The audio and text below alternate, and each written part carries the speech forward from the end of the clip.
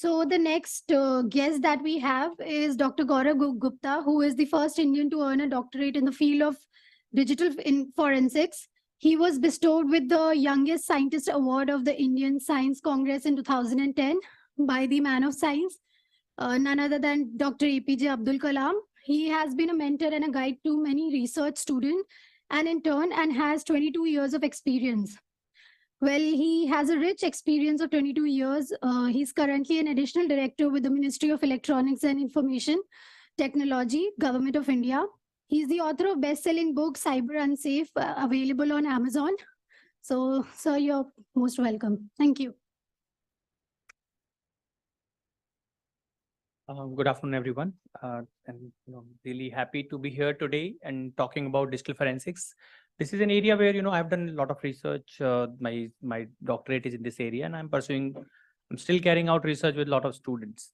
So I'll take you through about how digital forensics has evolved. I think it is very, very new compared to any other science. Let's say cybersecurity, which is much older. Digital forensics actually started in 2001, and the formal definition, digital forensics, was coined in December 2001 in an event which is hosted by a digital forensic research work group. They made a work group where everybody combined, discussed, and they came out with a roadmap about how digital forensics will work going forward.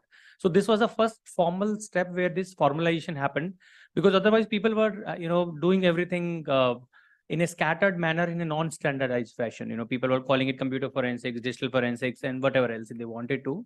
So digital forensics is now 22 years old formally, and a lot of interesting things happen because a lot of cybersecurity incidents happen, and for investigation of cybersecurity incidents you need digital forensics. So development in digital forensics is fast-paced today. A lot is happening. And I'm sure that since you all are from cybersecurity background, there will be still some instances where you feel that nothing can be done, but digital forensics has solution. Digital forensics is such a mature science. In last 22 years it has matured a lot.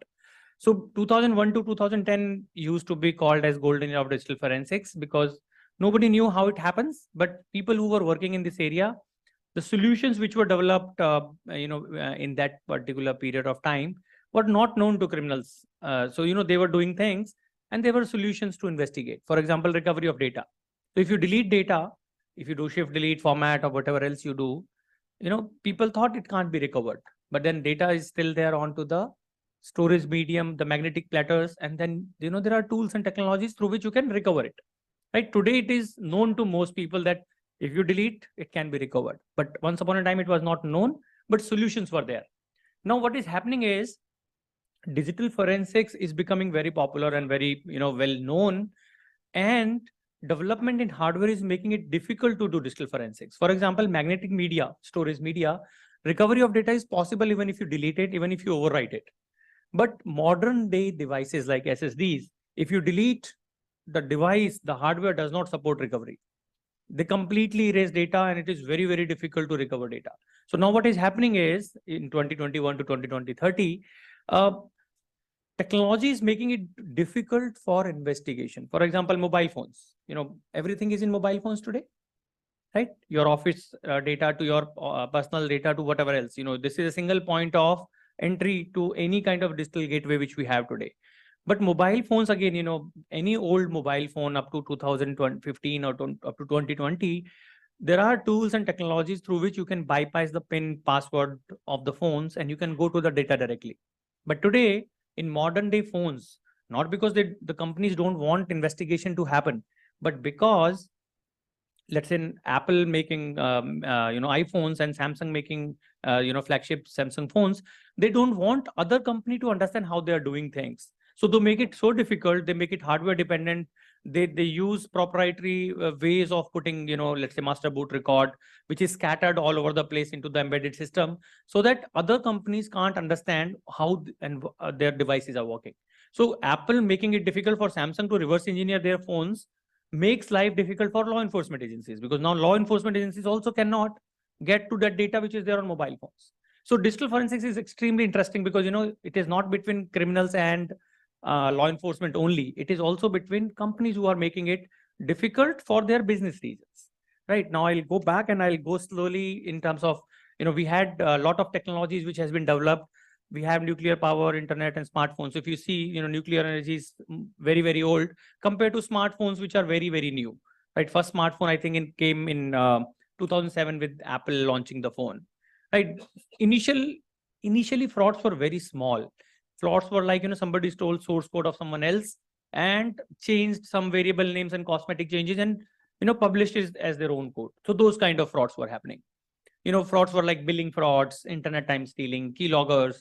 These were the very, very, basic ones, which were happening to start with. Fake profiles. I will make a fake profile on what used to be Orkut and initially before the Facebook came, and those kind of frauds, right? Document frauds were there. Counterfeiting was happening, like, our currency, because of that, which we had demonetization, because people could use scanners and printers and very high quality scanning and printing mechanisms to make counterfeit products. Source code stealing, I have discussed. There were website defacements. That was, I think, most common fraud against government and, entities, where, somebody will just hack your website and deface it. Right? Those are first generation computer frauds and cyber crimes, which used to happen between 2001 to 2020. And slowly, I think, on the same lines, when these kind of frauds were happening, techniques required to investigate were also very basic, like carving. Carving means you are extracting data, you are making sense of that data, you are doing data recovery and then doing carving, you are doing digital imaging, which means you are doing bit by bit copy of the data from a storage media. Let's say there is a hard drive of a criminal, you will take out everything in the same fashion as it is stored onto that device, make a duplicate copy, because as per law, you can't work on original. And then you will do investigation or image, right? So these are the techniques: correlation, command line tools. Initial set of tools were command line tools. You have entity tools and all those kind of things, where if you don't know how to use software as well, you probably will find it difficult to investigate. But today we have modern day tools which are ID based, automatically you can plug and play and choose things. And I'll come to those also. App Store, once the smartphones came, 2007 Apple iPhone came, we had app stores and the apps came into our lives. Now, very interesting thing is, we have IT Act. IT Act was, enacted in 2000, and then in 2008 it was amended. So IT Act talks about, let's say if there is an objectionable content on internet, it can be removed. So a URL or a website can be blocked. But the app word came in our life for the first time in 2007, 2008, when the smartphone came. But then the first iPhone, it was not widely used in India. In India, it took a couple of more years. So 2009, 10 onwards, we started using smartphones with apps. So our IT Act does not talk about apps, because apps were non-existent at that point of time. So IT Act has a provision to block website, has a provision to block an app. So what I'm saying is, technology changes so fast that by the time you make law, there are changes in life which you never anticipated.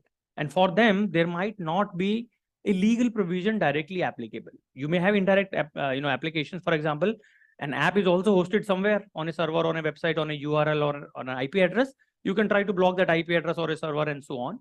But that is, so app word is not there in the act, right? So now technology is changing much faster. Law change takes time, because to make a law, to enact a law, you have to go to parliament. So there is a process that you will draft a bill, it will go to parliament, discussions will happen, public consultation will happen, and so on. So this is a slow process, right? So coming back, cyber crime started to increase once we had app stores, we had better connectivity like 4G and broadband.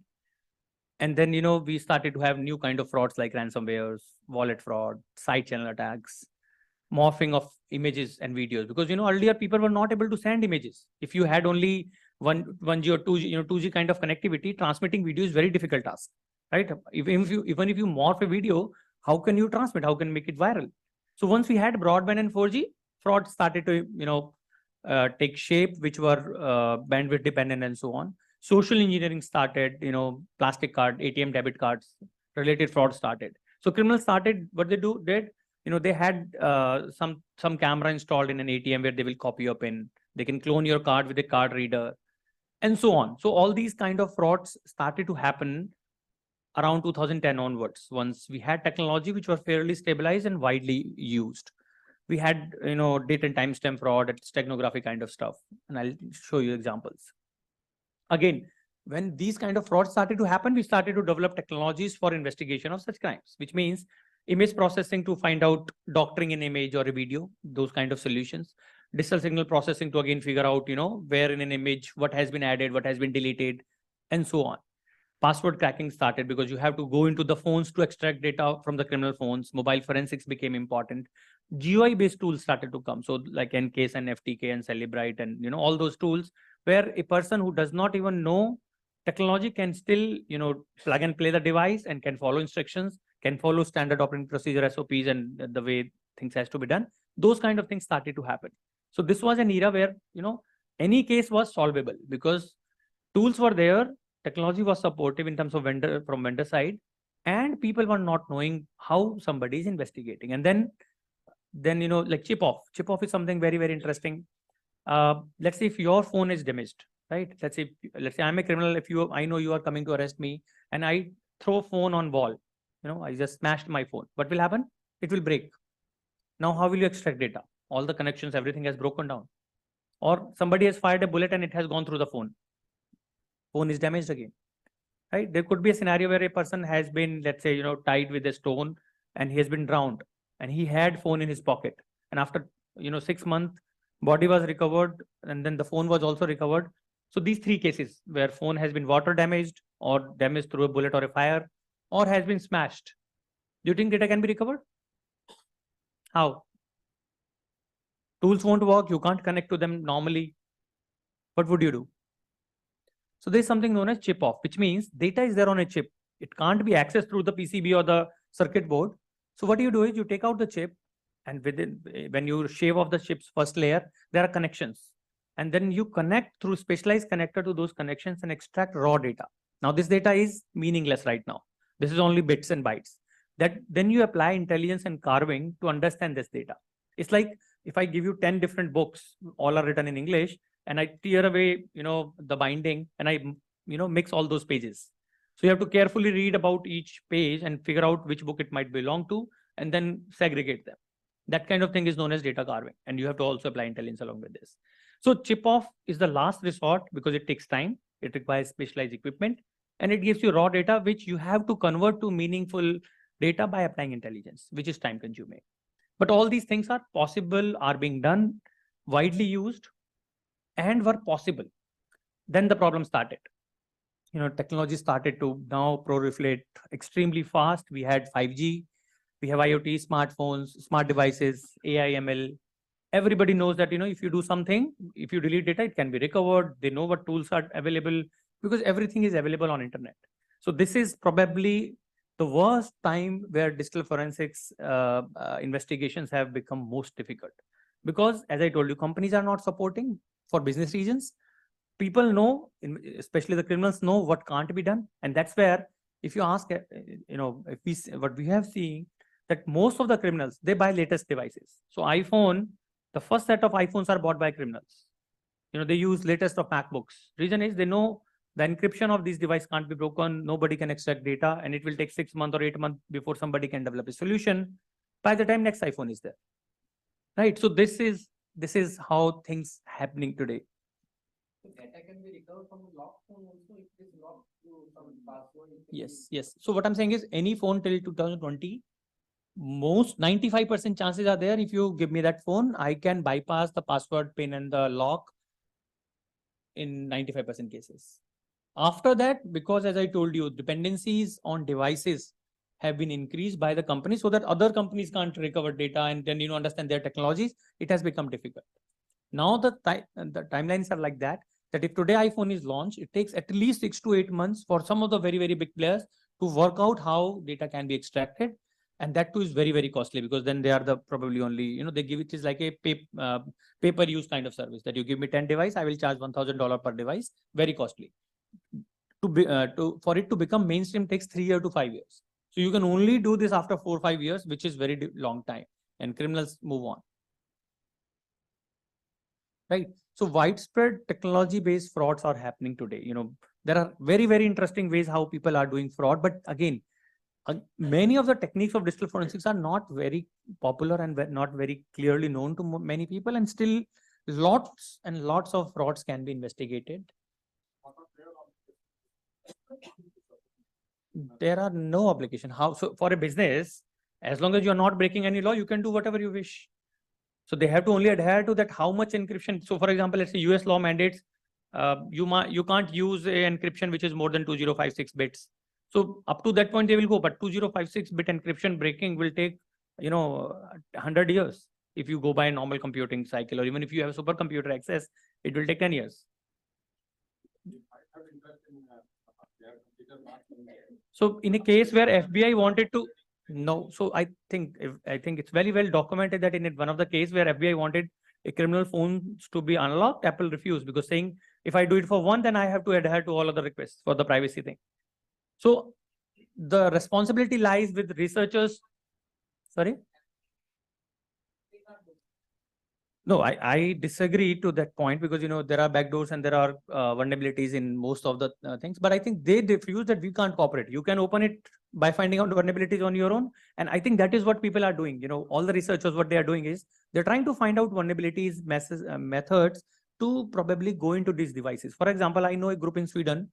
What they are doing is now we have USB 3, right? Type-C device charging for all kind of phones to save on e-waste, right? Because the charger can be interchangeably used. Now, what happens is when you connect your phone to any charger, there is a power negotiation which takes place, because the charger can provide what it wants, and phone have a different requirement. So there is a negotiation using PDP protocol, which is power delivery protocol, and that negotiation decides how much power has to be supplied to the phone.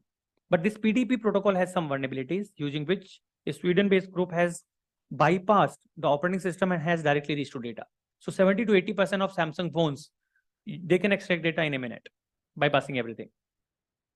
So these kind of solutions people will keep on developing, and that is what forms the basis for digital forensic investigation. So today we are seeing counterfeiting of biometrics. People can make fake fingers, deep fake videos, AI ML based frauds. Also we are seeing data mining to find behavior of people and predict. So a lot of predictive things are happening. Data cartelization is happening, zero day attacks, botnets, Bitcoin mining. So widespread use of computing resources to carry out lots of crime, and forensics still possible. So today we are also using, so when we talk about, deep fakes, we say AI ML can be used to generate deep fake audio, video, documents, images, and they are being used to do frauds. But equally true is people have developed solutions using AI ML again to figure out whether a video or an image or a document is fraudulent or not. Right now, it might be little computationally expensive or might be taking a little more time. So it is just a matter of time before the solutions become lightweight, widely available. So it is not that technology is only doing bad things. Technology is also doing on the same time good things. But what happens is frauds happen first, solutions are developed just after that. So gate and device fingerprinting, this is very important. For example, let's say if I steal your phone, right? And I call pretending to be you to somebody. I take out your SIM, put it into my phone, and then I call in your voice using a deep fake to, let's say, some of your known person. Can they detect? Or how will they detect? Okay, so let me put it differently. You're receiving a call from a number which is of your near and dear one in their voice.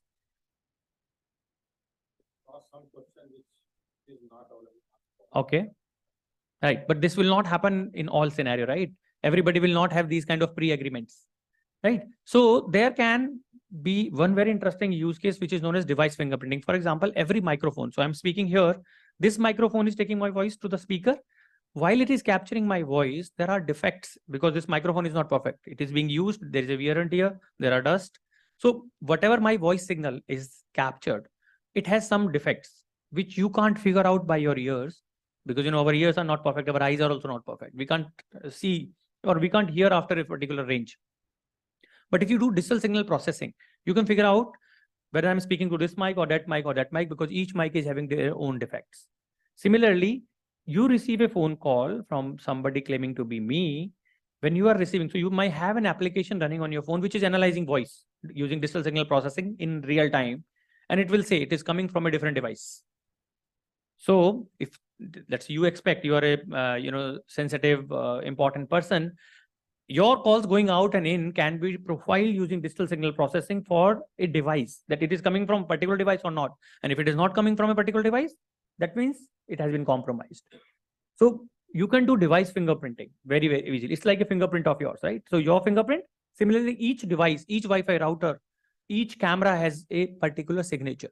So if you give me a photograph and give me 100 phones, I can tell you which phone it has been taken from, without any metadata.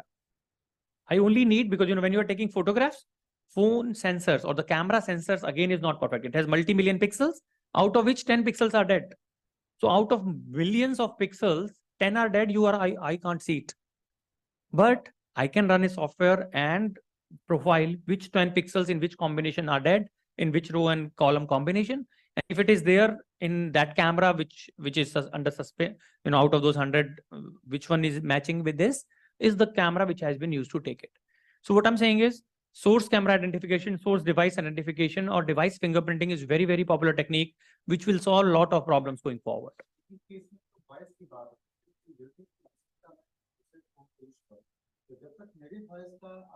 Agreed.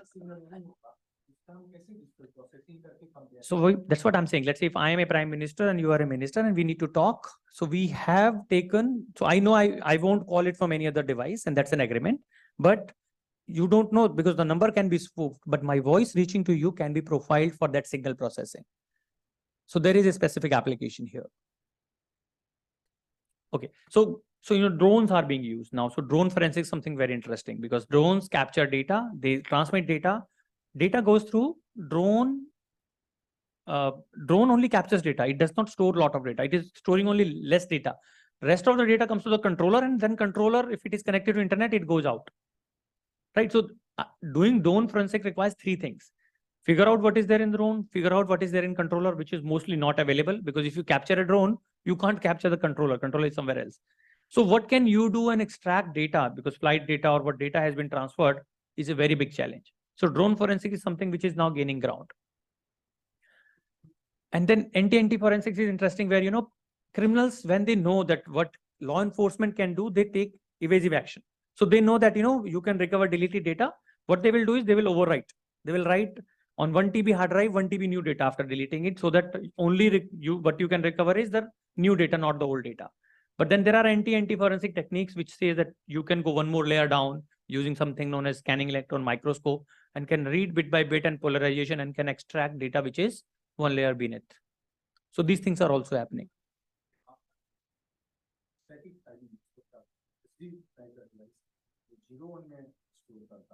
Absolutely. उस पे आपने overwrite कर दिया. So what happens is, let's assume what happens is 0 is represented by 0.5 volt and 1 is represented by 1 volt, right? When you overwrite 1 over 1, it is not 1 volt, it is 1.1 volt. But head will read it only 1. So if I use scanning electron microscope and go to bit by bit, I can actually make out everything, that what was one level below. So you have 0, 1, 0, 1. No, magnetic media I'm talking about. Right. So SSD, as I told, SSD is a new thing, but then there you can do something at a nano level. So that's being explored.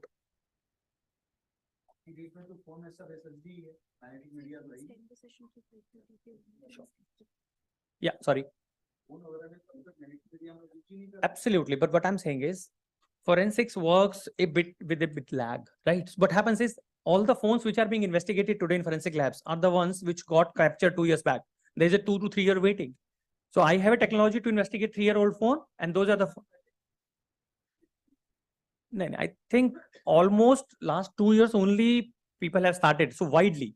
I'm not saying that, iPhone 10 probably also had SSD, but iPhone 10 in India only was, 10, 15,000 people buying it. But today it is in millions. Okay. So, I'm digressing for a minute. I'm going to one thing which is known as why cyber crimes are increasing. What are the reasons cyber crimes are increasing? One is everybody using technology, but is it the only reason?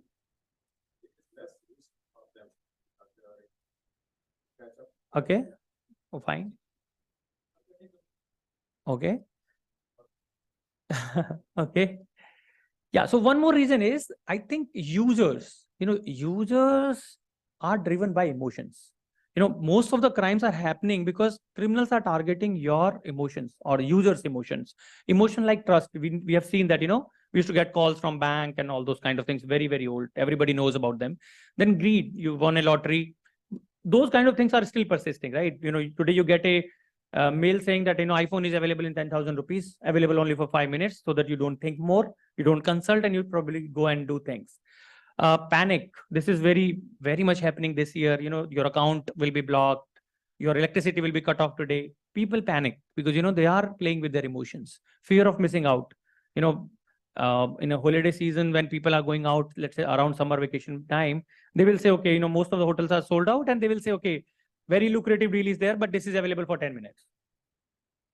Threat using AI, somebody near and dear, one of you are calling saying, I need help, where this is a synthetic audio or a synthetic video. So doctored thing is being used. We're also seeing that, lot of impersonation on WhatsApp is happening. So for example, impersonation on WhatsApp, do you think it can be stopped? Somebody can take my photo from internet and my name and knows who are some of my friends and can impersonate like me. Right? Nobody will verify. What can be done? Also, there is one more scenario. Let's say if I snatch your phone. You are going on a morning walk with your phone, talking to somebody, I snatch. What will you do? What are the steps to be taken at that point of time? So morning, 7 o'clock, finding any Airtel or Jio shop where you can go and block. You have to wait till 9 at least. 2 hours will take time again. Okay. Anyways, that's a good step. Yeah. So, okay, let's assume this is 35th floor. This is a common example which I take. And there is fire. What would you do? Although I'll ask this question again later on. What would you do? This is 35th floor. There is fire. Fire has started. Tell me, what will you do? You will keep waiting. Okay, fire extinguisher. There is lift. There are stairs. You need to go out of the building, right? Stairs. Everybody. Nobody will go with lift. Mock drill wire. So, which means we know what will fire do. Fire is our enemy. Fire will do short circuit, and that's why we are not taking lift. In case of somebody snatching our phone, our enemy is the person who has snatched our phone. Can you tell me what he will do with your phone? Your phone is locked, right? We just discussed it's not possible in most cases to get inside the phone. Okay, so no. So again, we are not thinking like criminals now. So if I am the criminal, I won't do any of these. What I'll do is, once I have snatched your phone, I have gone to 500 meter away and I expect that you are not coming behind. I'll take out the SIM and not throw it. Put it to different phone. And then I call a friend of mine to know your number, because I don't know your number. And once I know your number on this phone where I put your SIM, I will install WhatsApp. Put your number. OTP will come, instantly verified. Now, in next 3 minutes after your phone has been snatched, I am impersonating you as a WhatsApp user of your account. I'll put up a message that, I need 50,000 rupees. No, I will say only 10,000 rupees. Immediately send because I'm in trouble, this and that. Everybody who has your number in their phone book will see that status message. Right? This can happen in 3 minutes. Absolutely, but not everybody has enabled it. As well as there could be, so WhatsApp is one, right? I will install, you also may be having a Telegram. It doesn't have two-factor authentication. There are hundreds of apps. I can keep on installing apps and authenticate using your number. Right? Solution, if you snatch my phone or if I give you my phone, you can't do it with my phone. Reason is my phone, I have added one setting, which is put a pin on your SIM. In your security setting, you can go and put a pin, right? Your SIM is programmable.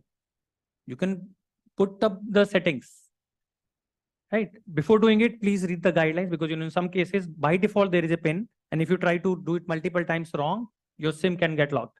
In that case, you have to take service provider's help to set a pin. They will give the default pin and then you reset it. So, but then putting a pin on your SIM can stop some of the attacks. Coming back, very interesting technological challenges are also there. For example, if I have to investigate a crime, and let's assume this is 2001, what is the size of a hard drive in terms of capacity? 100 GB. Right? In 2001, 100 GB. Let's assume 2010. even not even 1 TB, 500 GB or something like that. 2015, 2 TB, today 4 TB probably, right? So if you assume, let's say there is a money laundering case which needs to be investigated, there are only 10 or 15 files which will form as an evidence against the person, even in 2001, in 2010, and today also. But to find those 15 files in 2001 was easy. I have to find those 15 files from 1 million files. Today, probably from 1 billion files. So technology has made storage size increase where the cost and the physical size has decreased.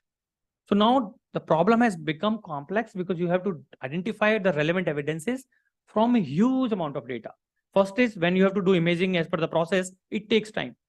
If you have to make a copy of a hard drive bit by bit of 100 GB versus 4 TB, 4 TB is going to take 10 times the time, even though the hardware capacities are increased, right?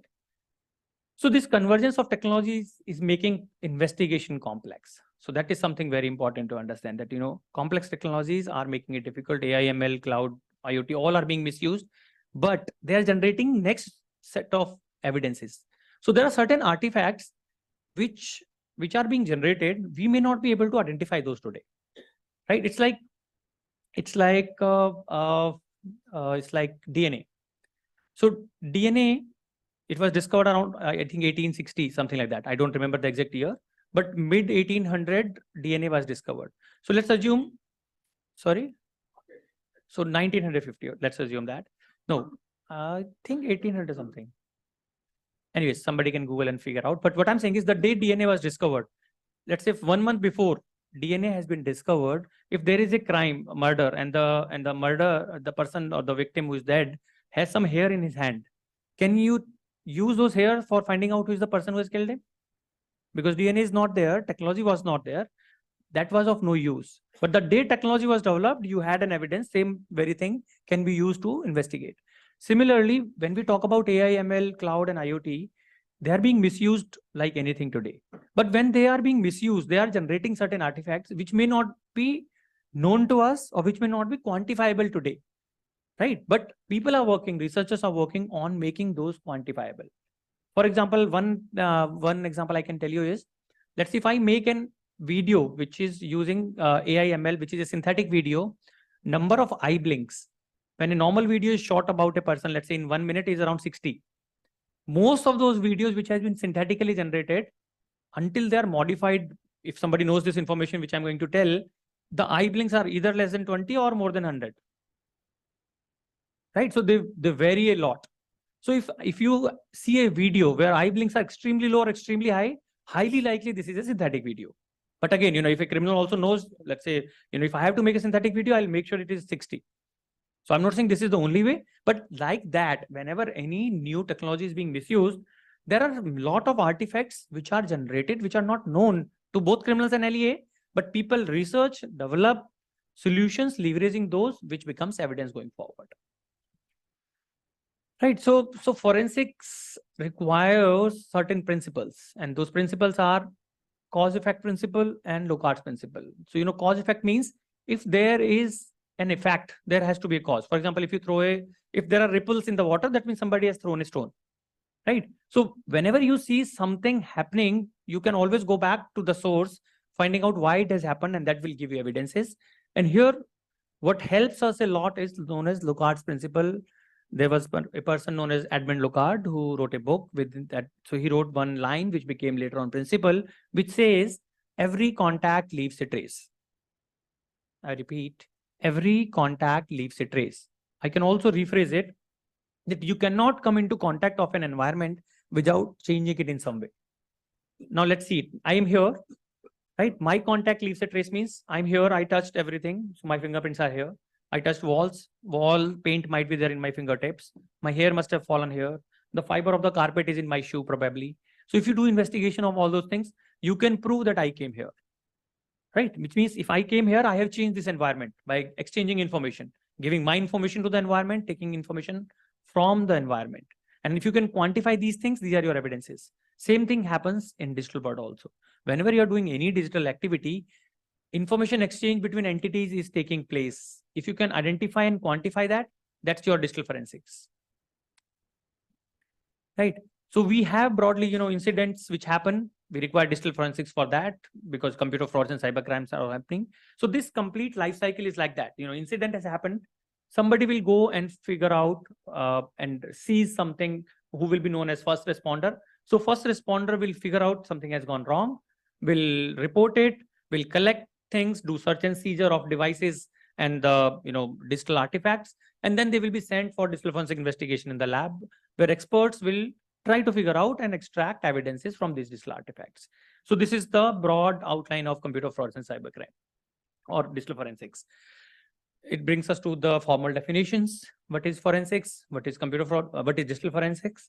So forensics is nothing but application of scientific techniques to detect and fix a crime. Detect and fix is very important because most of the time we only think, okay, find out evidences and that's digital forensics. These two parts are overloaded. So detect means whether the crime has actually happened or not. In some cases, crime might not have happened. For example, let's say today evening I go and get drunk. I'm too drunk, and then while going home, I go to ATM, withdraw 10,000 rupees, go back and just use it for partying further. Go back home, sleep. Morning when I am sober, I see message 10,000 rupees has been withdrawn. I go to police station and say somebody has, taken money from my account. I don't remember anything of the evening. So is it a crime? No. So then police will go to ATM, take out the CCTV footage saying that you only took out the money, right? So when you have to investigate, first establish crime has happened or not. Second is fix. Fix means link to the person who has done it. In this case, initially you will link it to the machine. You will say this mobile phone, this IP address, this computer, and so on, or this printer. And then who is the owner of that? Then you have to link that this person was using this device at that point of time when the crime took place, right? So linking again is overloaded. So when you are fixing, when you are linking, you will link it to machine, then link it to human. Then you will find out how this crime happened because security solutions were there. It should not have happened. You will try to fix that so that the next time it does not happen. You will also try to improve system to capture the crime in terms of so that next time if this crime happen, investigation becomes easy. So you are strengthening security, you are strengthening digital forensic techniques for future, and then you are finding out which machine and which person has done it. So this link is four-way. Very, very important to understand, right? It also means that once you extract all those evidences and put them on a timeline to make a story, it becomes reconstruction of sequence of event. How all this happened, because it has happened, you will extract all the bits and pieces, put them on a timeline, and it becomes a story like the movie, right? So we basically try to answer questions like who, why, when, where, what, and so on. So current trend we are seeing, there are two kinds of crime which are happening. One are conventional, one are modern day computer frauds and cyber crimes. For example, 2001, if you want to do robbery in Bank of America, can you do it from India? Internet banking is not there, internet is not there. You have to go to America to do robbery in a bank. Sasa sign le lo. Gaurav ji, 1 second. Dear friends, sorry for interruption. Gaurav ji, with due regards. This is the book of the same author who's addressing you. Rajesh ji, participants की list लेके आइए. जिन जिनको किताब दे रहे हैं, पहले sign लीजिए, फिर किताब दीजिए. हाँ, बिल्कुल. So what I want as an honor this time that all of you should have a group photo with the author of the book. So that's why I was interrupted. Thank you. This is a gift from only IAP to all of you. Thank you.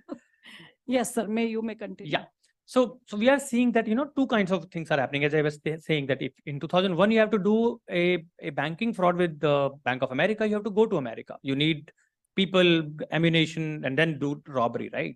But today, when we have internet, modern day crime, I can do net banking fraud. I can have a keylogger, which I can send to Bank of America users. I can try to hack Bank of America server. I can have a fake Bank of America website through phishing and so on. So internet banking fraud was not possible. Only conventional crime were possible once upon a time. So both things are seeing technology adoption. So today for conventional crime like kidnapping, murder, people are using internet and phone for planning, for extracting information, for coordinating. And new set of crimes which are not possible like phishing, like banking malwares or ransomwares. These are new ones also. So both of them are increasing, as well as cyber terrorism, where criminals try to attack our critical infrastructure. So what is the anatomy of computer frauds and cybercrime? For any computer criminal, there are certain motivations, there are certain entities which are involved, some events which probably classified as malicious events, and there are certain impacts which are very common. So most of the time, the motivation is money, revenge, or terrorism.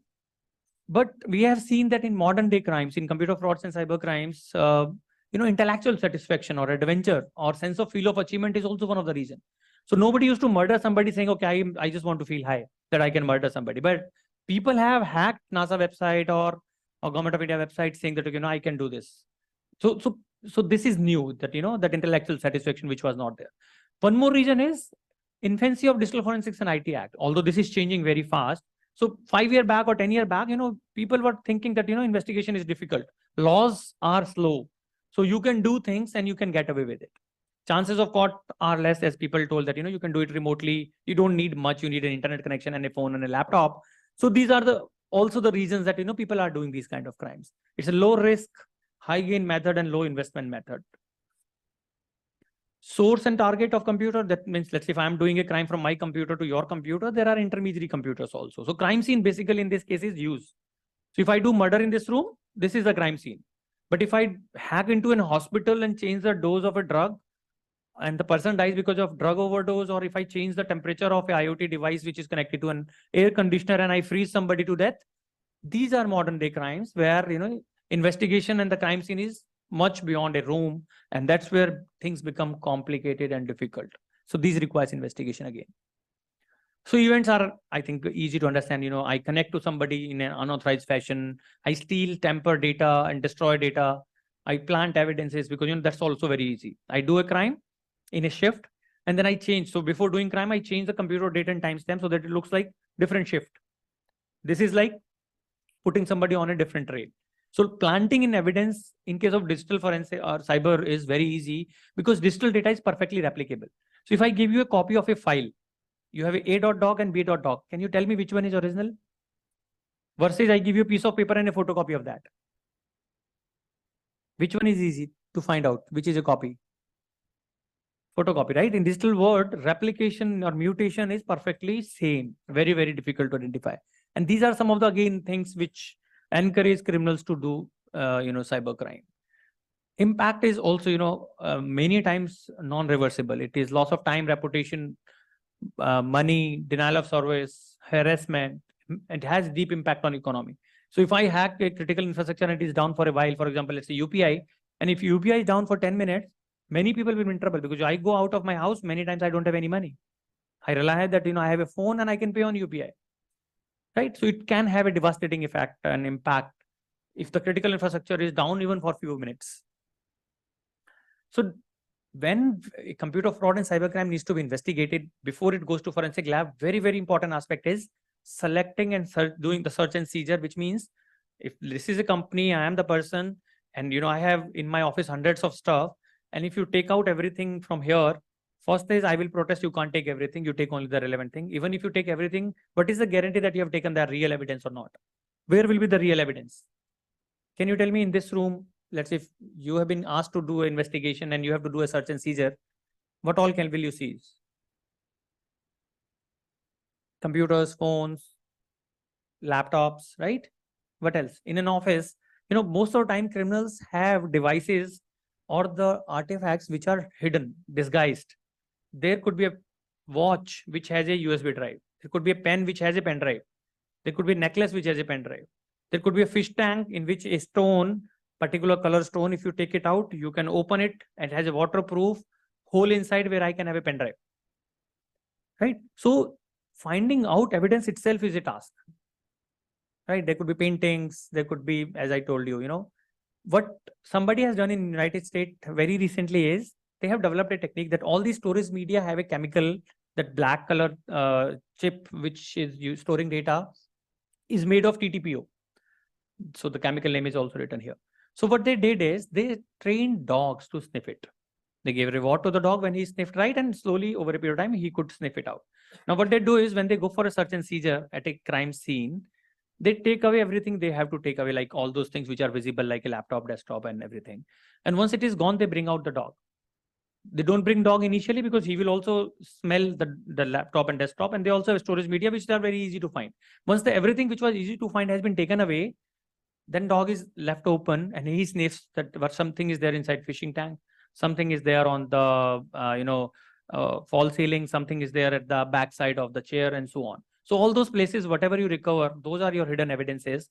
And those are your prime evidences also, because something which has been hidden, it has been hidden for a purpose, right? So in India till now, I have not seen that, somebody has trained dogs to sniff out these things. And I think this will be very helpful, because many times no criminal will keep everything in open. They will keep it in hiding. Biosensors can be developed. Yes, so that's what I'm saying. This is a very big opportunity that, this chemical be uniquely sniffed by a biosensor? I think that could be a great startup. Every LEA will require that service. Absolutely. Yes. Absolutely. Yes.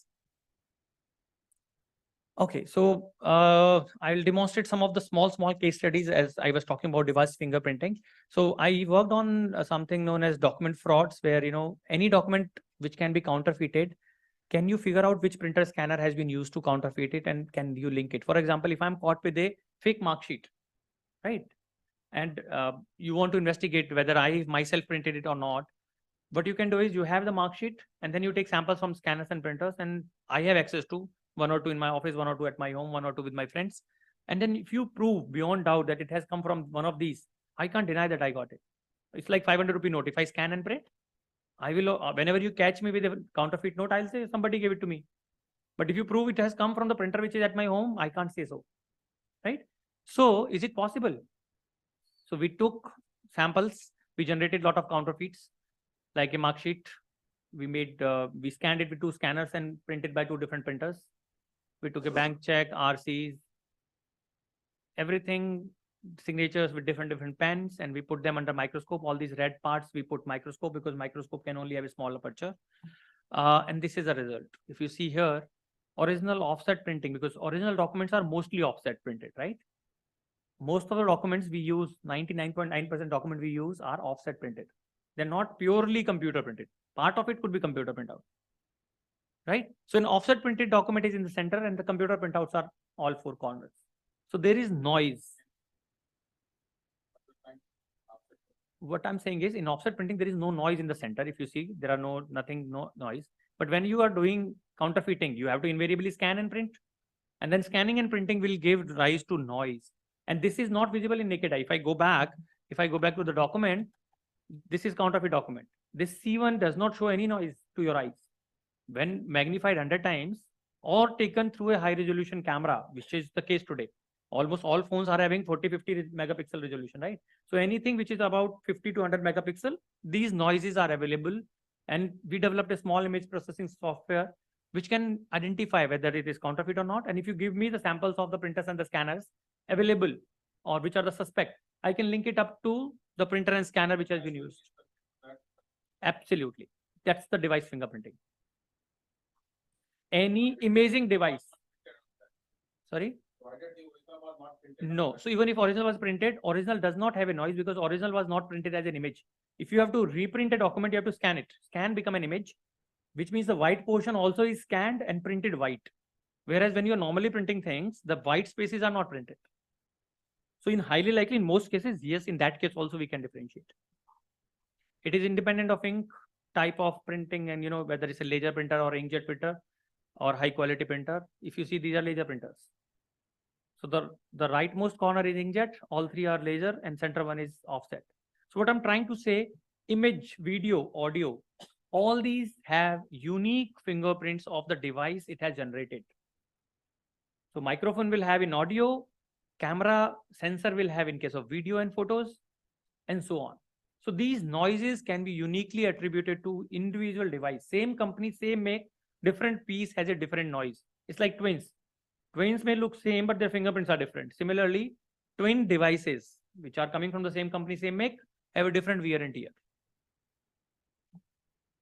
Right, so you can write software using parameters and can make it automatically identifiable. I'll skip some of the things. Okay, I'll show you a demo.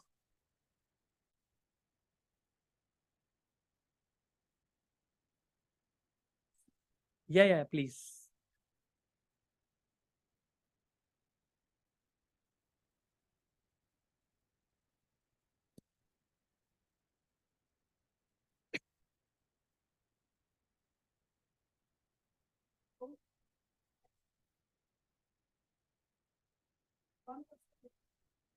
There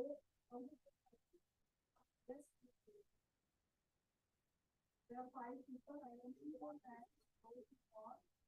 Any discussion with myself or people in the last topic?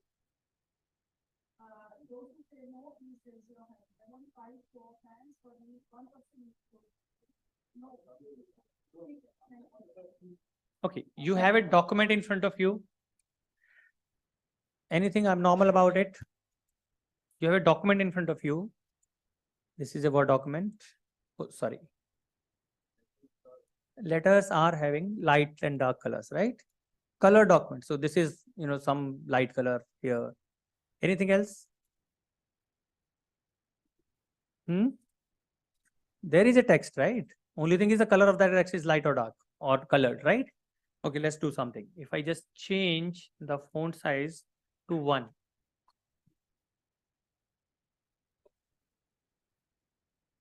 What has happened? Is this an image? Is it an image? If it is an image, can it be selected like this? Can I delete it like this? No? Image can't be deleted like this, right?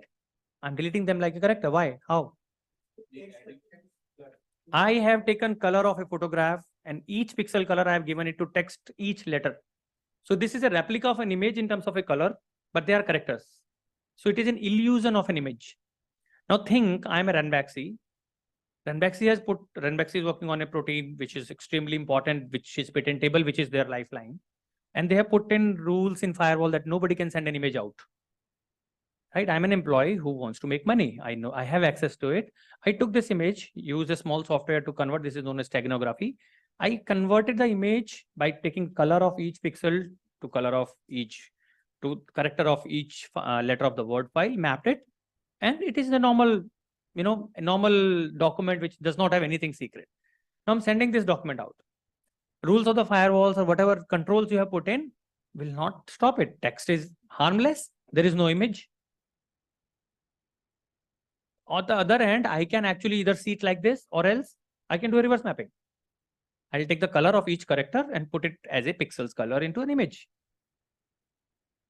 How do you identify? Right? Steganography. Steganography has a lot of variations, but the common thing is in everywhere where a lot of changes are happening, size of the file becomes extremely heavy. So I will go back to the presentation here. And I can't see the controls. Okay. Slideshow from current slide. What happened? Okay. Yeah, I can't see it far off. So steganography, everybody knows, right? It is some kind of invisible ink. Once upon a time, we used to write with onion juice and lemon juice, which comes out in heat, right? Same kind of thing I'm doing in digital world. I'm doing something so that it becomes invisible to the eye. So for example, one way is I have an image which I zoom out as a dot of eye. So this eye dot is now a photograph which I can zoom in and zoom out. So if I have a small thing like that, it can go out.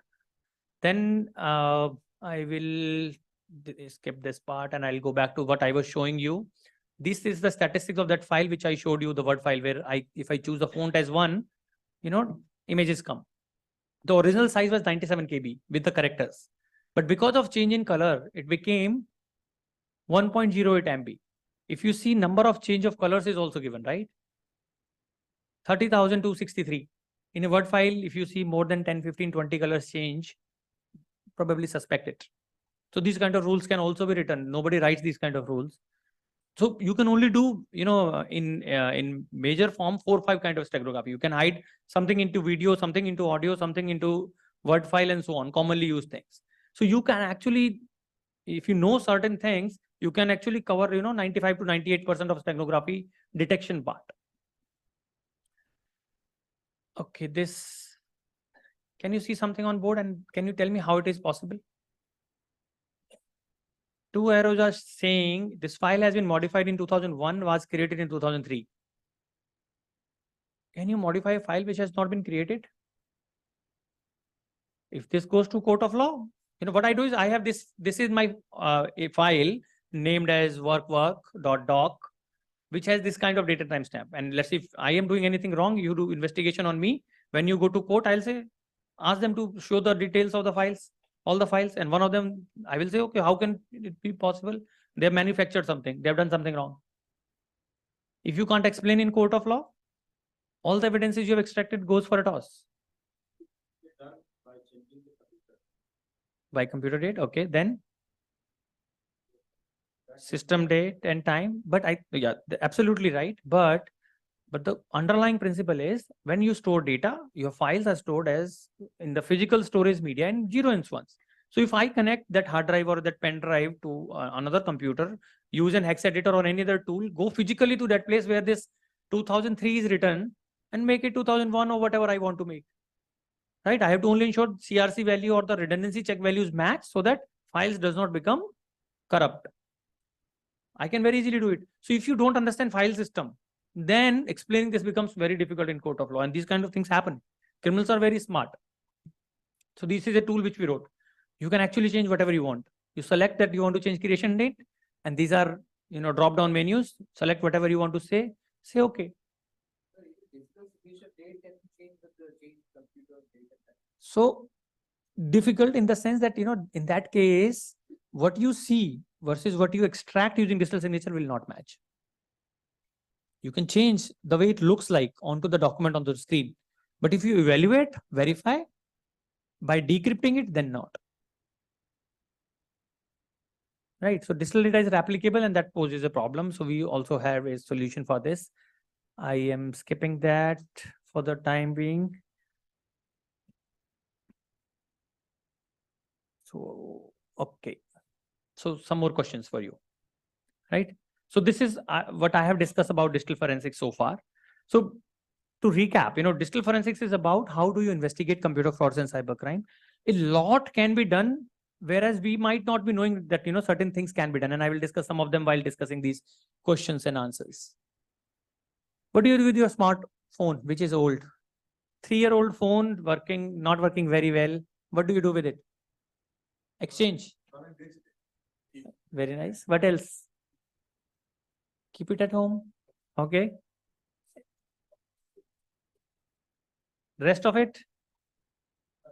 Factory reset and then sell? Okay.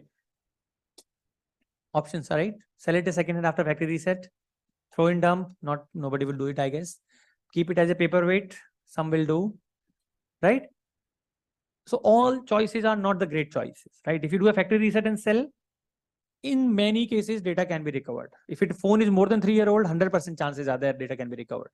And if nobody will sell a new phone, right? You can't sell a phone which you bought 1 month back. Typically 2-3-year-old phone you will sell. Tools, technology, solutions exist even after factory reset that it can be extracted. And then keeping at home means you're generating e-waste, right? What should you do? Do you have CCTVs at home? Yes, no. Nobody has a CCTV at all. Okay. So what kind of CCTV you have? How many megapixel? 4 megapixel. That probably is maximum which is available, I guess. Right? Your old phone, camera quality, at least 16 megapixel, if not more. Right?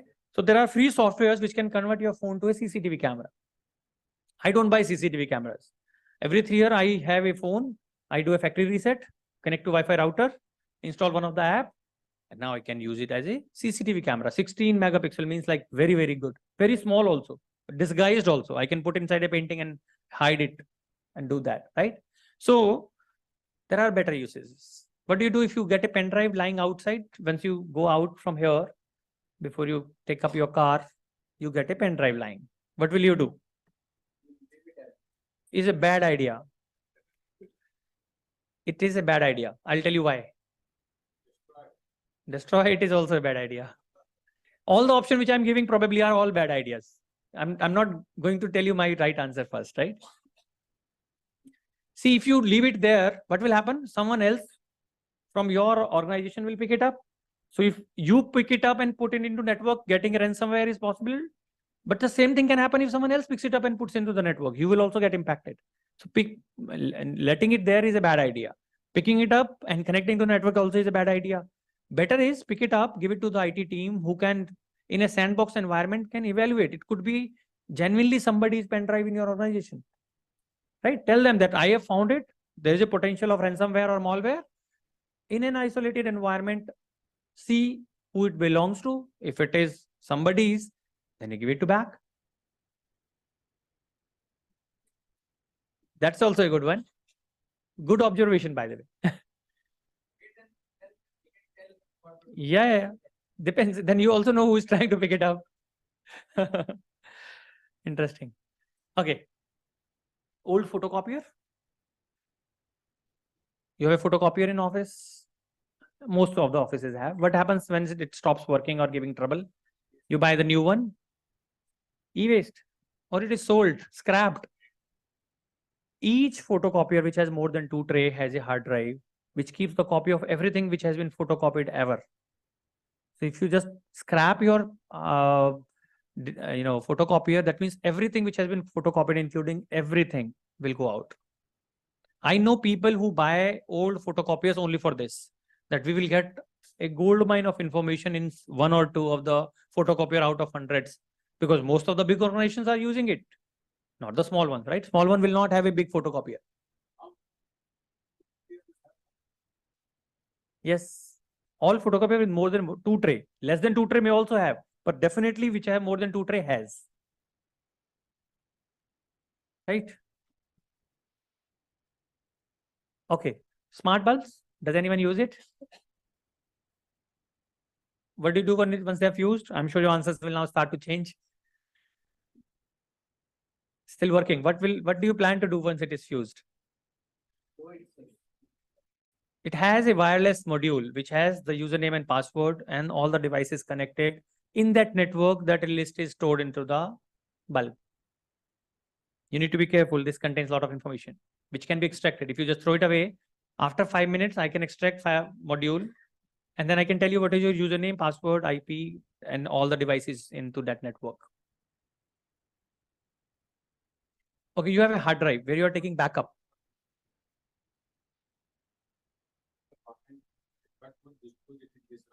Absolutely. It doesn't come. That's why I'm telling.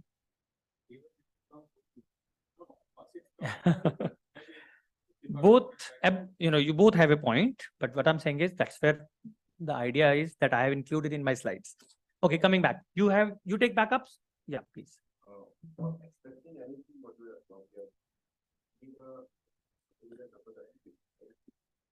Not really. So you need a connector and a very small application which is freely available. It is. So it is so what happens is it's like you go for getting your TV repaired. They have the software for almost all TVs to extract. Similarly, this information is very, very easy to extract and it doesn't cost much. So as a criminal, I will just start collecting e-waste, all the bulbs. And if I know from which area they have come, I know your Wi-Fi address. I'll come back near to your home and connect to your Wi-Fi. First of all, I will send a threatening email to Prime Minister. They will come looking at your door because your IP will be there. Right? So inconvenience can be caused. Anyways, coming back, you take backup of your data on an external hard drive? Yes, no. And obviously you keep it encrypted. Let's assume that you do, right? You have an encrypted hard drive and let's say it stops working, which is possible, right? But your laptop or desktop is still working. You take one more copy of backup. What do you do with that hard drive which has gone bad? You know this is encrypted, but it is not working anymore. So if you throw it away, data can be recovered, but it is encrypted, right? There is any threat? Your lifetime is 100 years, let's assume, best case scenario, and you are, let's say, around 40, 50. That means you have half the life left. And I can break encryption, whatever encryption you give me, which is not possible today, in next 5 years. So I again know people who collect old hard drives, probably encrypted data. They just keep them that after every 5 years, I can decrypt the old 5-year hard drives because computation power increases. And once I am able to decrypt it, data about you is very valuable. And data will tell me what all it has to tell me, right? Whom it belongs to and so on. Who says so? Let's say if there is an objectionable video of yours, I get it today or 5 years later or 10 years later, I can still blackmail you. Isn't it? As long as you are alive, you will pay for it. That's what is my. So what I'm saying is, yeah. I agree. But what I'm saying is criminals know that, there could be, so out of 100 hard drive, even if I got in one video, I can get a great value for all the investment I made. So what I'm trying to say, even if data is encrypted, it has still an issue that somebody can break it after many years. Right? Same goes with iPods, gaming consoles. All these have computing storage parts. Google Home, Alexa, do you shut them down when you're not using it? Every time, 100 times in a day. Wi-Fi router. So one very important reason to switch them off is, see, criminals sometimes hack your computer or get into your network, and they don't harm you. They're only using your computer to do Bitcoin mining. Is it bad or good? It is not impacting you. I hacked your computer. I am into your Wi-Fi router. I am running a software which is doing Bitcoin mining for me. Your compute, your internet, your electricity bill, everything is being used, right? So if you just switch off Wi-Fi router twice a day for 2 minutes, it is inconvenience to the criminal. For him, it is a hindrance. They want all those computes and the routers which are always on, so that their work is going on uninterrupted. Every 1 month they review, and all those nodes which keep on getting switched off, they remove them because they are causing inconvenience. They are less productive. Absolutely. Right? So you need to do that. I am again skipping some of them. I'm sure you know all this. You know OSINT, open source intelligence. Have you searched your name on internet? Let's see, if I search Gaurav Gupta digital forensics, there are hundreds of matches. But then out of those hundreds of matches, one match, I never expected that this information will be on internet. Search about you. Something about you on LinkedIn where you have an office photograph which also shows a network diagram could be a source for an attack on your organization. So open source intelligence is the first thing which criminals do to carry out attack. They go to their employees, all the employees of that particular organization, go to their LinkedIn, Facebook profiles and see all the photos, thinking that if 1 or 2 photographs of their office are there, I can get some important clues. What kind of router you're using, whether it is Cisco's router or a Siemens controller and so on. You might have got a photograph click there, right? Side channel. You know what is side channel? No. So see, what I can do is I can write a software which I will give the company name. It will go to company LinkedIn page, go to all employees, go to all photos, and all the photos where other than face, if any text is available or any electronic device is available, filter them out. And this can be done automatically. Can be done manually also. Let's see, if I am interested to take revenge from a particular person I know who works in which company, I'll go to manual also in that case. But it depends on level of sophistication. But in both cases, it works. Side channel. What is side channel? Let's say your son or a daughter is using mobile phone for playing games and not telling you. And you suddenly go inside, but there is no game running on a phone. Can you find out whether the game was running or not in a second without investigating technically? If you touch the device, if it is hot, chances are yes. That side channel, that he telling you that game was running, is a side channel attack. Similarly, there are a lot of side channel attacks which has been developed by people. For example, the latest one is in a Zoom meeting. We all attended Zoom meetings, right? Do you do anything other than attending the meeting? Your mic is off, your video is on, everybody's video is on. Do you check your emails or banking transaction or anything else? Have you done parallelly? Most of us, right? One person thought this could be a problem statement, and what he did is he took each video tile of a person and trained a model. What he did is he asked his 5 friends to do a particular task. He told them, go to Gmail, do in this order, all these things. He recorded all 5 of them, gave it to a machine learning program, and machine learned based on your upper shoulder movement, your face and eye movement. Machine tried to predict what you were doing. With 98% accuracy, 96 to 98% accuracy, they can predict just by recording the video tile of yours in a Zoom meeting that what are you doing? What are the passwords? So they can say AB something CD @ 1 2 3 4 was typed. Can you tell me what was that one thing? AB something C, right? So their accuracy is 98%, but the rest of the things you can put through intelligence. So this is side channel. Video revealing what you are doing was not intended. That was not the idea, and so on. So there are a lot of side channel attacks which are possible, which you can see. Car infotainment system. People were asking, you can't get into the mobile phones, right? But you can get into the car infotainment system. Your phone connects to the car infotainment system automatically through Bluetooth. It has all the call records, all the SMSs which are coming. So I can't bypass your phone's password. But if you give me your car for 5 minutes, I can connect a small device from car infotainment system, which is not encrypted, which doesn't have any password. I can extract everything. And that's how LEA is getting evidences against criminals. Phones are not possible, but the connected device you can. Okay, I'll skip again some of the things. This we have discussed. What will you do if you get 5,000 rupees on your Paytm and a call saying, I accidentally did it transfer to you. I was trying to write, let's say, whatever number is yours. Let's say in the end it is 9 in my case. And he says, I was trying to press 8, I pressed 9, it went to you. Please give cash back, or I can come and collect cash, or else transfer it to the number I'm telling you. Write to bank and keep the money. What is the issue giving cash? What is the issue in giving cash? Okay, let's make it easy. Yes, let's assume he comes and you give cash. Do you give? It will be evidence, but how? Maybe it's a fraud money. It could be that he did a fraud against someone and that money came to your account and he took cash from you. Now you are a party. That person will file case against you. How do you know who did it? So best is write to bank saying, I don't know. It could be mine. It could not be mine. Don't say that it is not mine. I'd say, I don't know. Somebody might have to give it back to me. He gave it to me without telling. Informing bank will make sure that your account is not freezed. Otherwise, somebody will file a complaint and your account will be freezed with your money also. Right? If you don't write to bank and somebody, let's say my account has been debited 5,000 rupees, you got it. And criminal tried to call you to take it and you did not. But I will file a police complaint and they will see which account it has gone. They will freeze it. So my 5,000 along with your 5 lakh rupees has been freezed until if you have not written it beforehand. So what happened to those genuine cases, someone transfer in your account? Actually, it happened with me when I was in there. Someone transferred 2 lakh rupees in my account. Sir.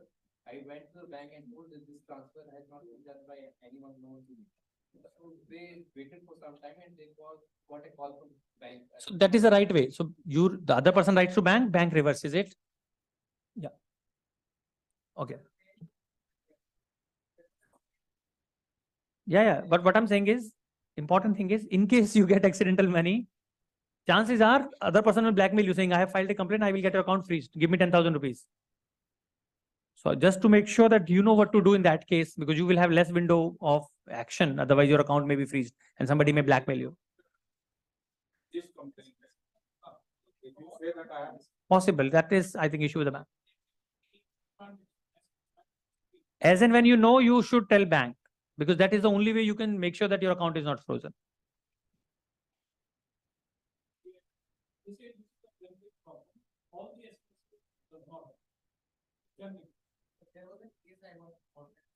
Yeah, please.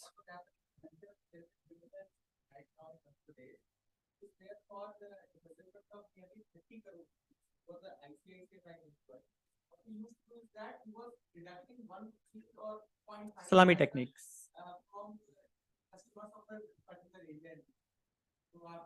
So I think this first happened, IIT Bombay student got a contract from BMC, Bombay Municipal Corporation, to automate their system long back, I think 20 years back. I think this is there. So what happened is BMC gets, lakhs of transactions every day through challans where money is coming for various purposes in various accounts, traffic challans to property tax to whatever. So he automated it. And what he did is whenever there is a transaction which is having less than 50 paisa will go to a particular account, which is his. So millions of transactions having, paisas going to his account made him millionaire. And there was a case where, some reconciliation did not happen, which CBI was investigating, and they could not figure out why 25 paisa is missing. Then they investigated, then they went to the court and they realized it is going to one particular person. So small money, which nobody notices, is known as salami technique. Okay, what were you doing last year, same time?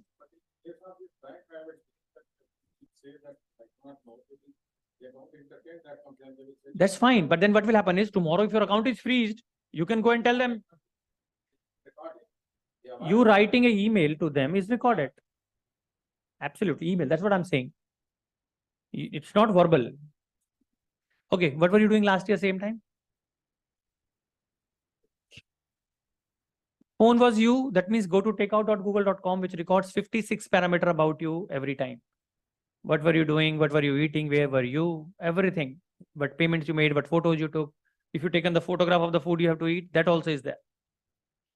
So if I get your phone, accidentally unlocked, in a minute I can go to takeout.google.com. You are logged into Gmail by default. And if I go there, I can download this 10 GB of data. And this mining of this data will give me I know every day where you are there from night 10 p.m. to morning 5 a.m. is your house. Wherever you are every day 7 to 8 a.m. probably is the park or a gym. Where you are every Sunday afternoon is a probably restaurant you go for lunch and so on. I can profile you like anything. So what I do is I go to this website every 3 months, download this data and delete it from there. But again, you have to make your own plan. Deleting it means some data may be lost. So advisable is first see what data is, download that data offline, keep it safe, and then delete what you want to delete. What is data? Data mining is mining. So making sense of the data. I have a lot of data. I have to understand. Let's say if I on this data, if I run, let's say your data I have downloaded, and if I run a query that every night in last 5 years, where were you at maximum time? Night 10 to 5. It gives me 3 locations. In one location, it says 4 years, 4.5 years, and rest of it in 2 months, 1 month, 3 months. So what is your home? Obviously the first one, right? So that's data mining. This is interesting. Most people will not get the answer right. I come to meet you in your office. I'm boring you. You have to give me something which will come after 2 hours. I'm sitting there. You go for a bio break or a personal call comes. I use opportunity to send an email to your boss with whom you had a fight yesterday. And I send an abusive email. Can you prove to your boss that you did not send it? Your account, your IP, your computer, your login. Yes or no? It is possible because everybody thinks differently, writes differently, makes spelling mistakes differently, chooses the words differently. It's like if I all ask you to draw a car, can you draw? Car means 4 wheels, everything like. So will you draw everybody will draw the same car? No. Same is when you have to write a construct, your mind subconsciously dictates what you can do and can't do. So if you only write go to hell, I can't help. But if you write 100 words or 200 words or 500 words, highly likely, given a list of suspect, I can find out. I can't find out who in the world. I can find out who in this room.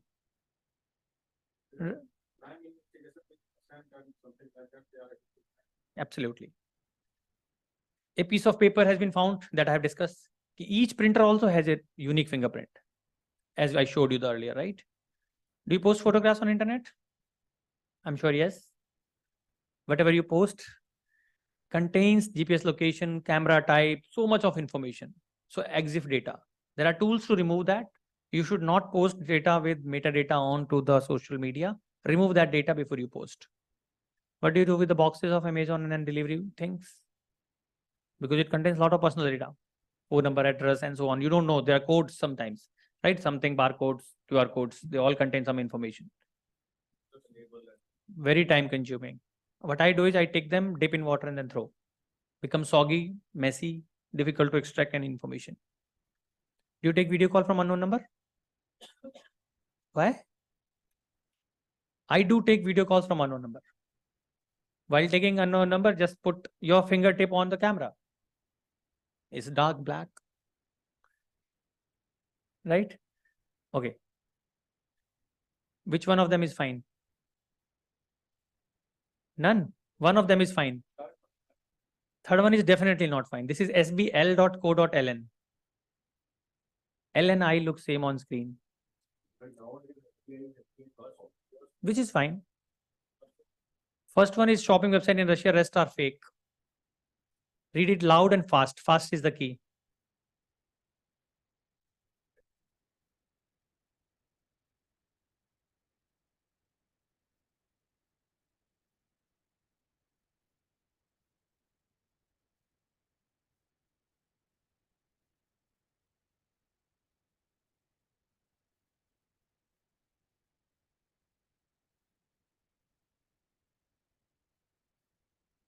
Right? So same happens like ONGC, I will say OGNC. You can't read. Your mind is intelligent. It will fill in automatically. And that's where a lot of people who are educated fall for fraud because they are intelligent. Their mind can't stop being intelligent. And that's where they fall in trap. right? So you need to change your perspective towards cybercrime, because what can you see here? Can you see a block or a puzzle or a text like lift? You can see lift, right? If I remove these lines, you can still see. Same is true with cyber crimes. Once you know how cyber crime happens, it won't happen to you. But otherwise, you don't know what is there, right? So we need to change our perspective and understand. Okay, again, I'll skip something. So piece of advice, never create a piece of electronic data. Otherwise, that would be a problem, because people will recover it one day or other. So in today's world, survival of the most aware is the mantra. We need to make sure that, prevention is important. Prevention is better than cure is also applicable in digital world. And that's something we need to do. This is the book which you have, read it. Once you read it, please do write reviews on Amazon, where the officially this book is listed. I would expect your reviews to be posted on LinkedIn also, if you can. After, and write an honest review. If you don't like it, I will be very happy to read that also. So how to stop Google from recording you? Anytime I try to block it, but some. No. So see, you can block by whatever means you want to block, but there could be still ways and means through which they can recover. Reason is, they know which tower you are in. You are here, nearest tower, that information will tell them where you are.